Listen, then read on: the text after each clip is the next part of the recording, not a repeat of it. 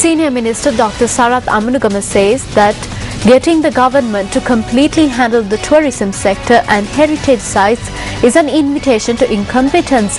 The minister made this statement during a seminar held in Colombo yesterday. A seminar titled Public-Private Partnerships and Heritage, a Sustainable Investment was held in Colombo yesterday. The event, which was organized by the Center for International Heritage Activities, was graced by a number of distinguished guests. Tourism in Sri Lanka is a private sector business. If anybody says that government can do tourism, I don't believe it.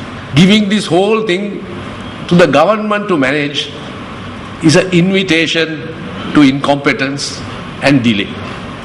The people who are running these operations at ground level must be trained and must be made much more responsive to the visitor, to the person who comes to that heritage site. We cannot afford to have tourists coming there and being subjected to this usual bureaucratic runaround.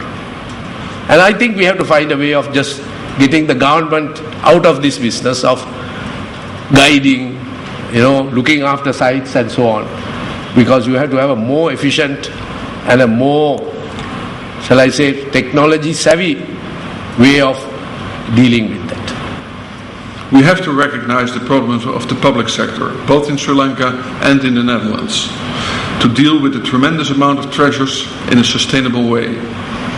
Therefore, we need to broaden our partnerships, and we have to look for new ideas and new sources of funding to safeguard our heritage.